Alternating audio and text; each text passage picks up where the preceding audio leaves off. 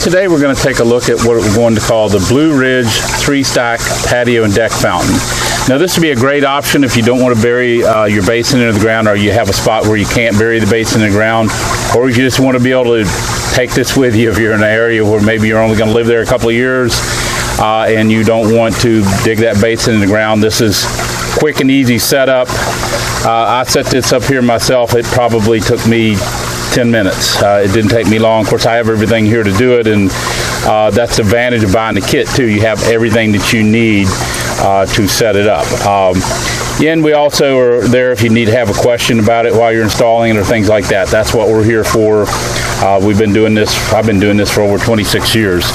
Now, this is a great option here for that, like I said, the patio deck, or out in the garden as well. You can put this out in the garden.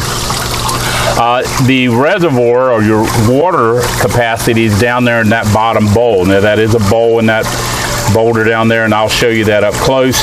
This is 3 different rocks here.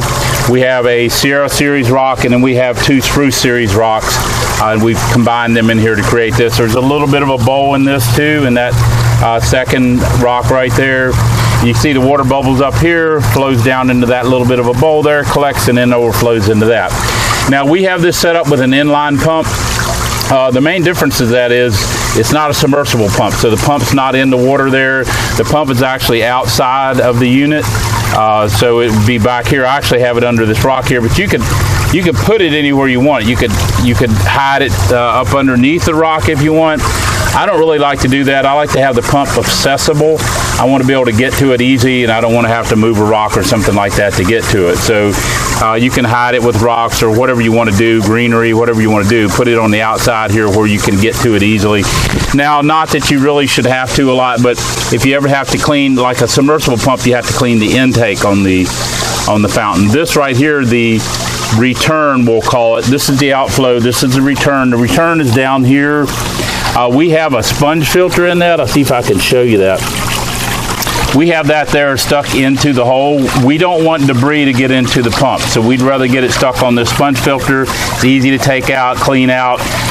Turn your pump off when you're doing that so debris doesn't end up in there. But it's just simply, the fountain's going to come with that, and it's going to have that little, basically a sponge filter to stick down in there to catch any debris so it doesn't get into your pump. That way you don't have to take your pump apart and clean it. So that's a big advantage to have that right there. It's got a really nice sound to it. Be great on like a deck or patio, somewhere you're sitting close, so you can hear it a little better. I'll see if I can get this mic off and see if that can get you to hear it.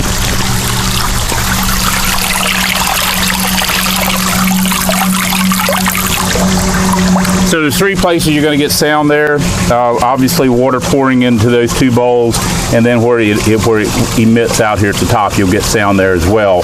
Now remember, these are GFRC boulders, stands for glass fiber reinforced concrete. Has a look, the feel, and texture of real rock, at about the 1/5 the weight. We basically take a real rock and make a mold of it, and then we do a proprietary finish on it. Now when setting this up, this is a level surface. I've got that just setting right there. Didn't shim it or anything like that. This second rock right here is setting. I have a support rock here in the back, and I will show you that. That's going to come with it, and you'll see that I have a shim there under that support rock. Also, this top rock here is shimmed. What we're doing is we want the water to flow where we want it to. We don't want it to flow out here somewhere where it would not end up back into that bowl. So we're going to shim that so that water is going to flow and not lose any water. So that's something you'll do on your end when you're setting it up. Shim it however you need to. Just make sure you're not losing water when you do that. So I will show you these shims here in the back and show you how we have it shimmed here.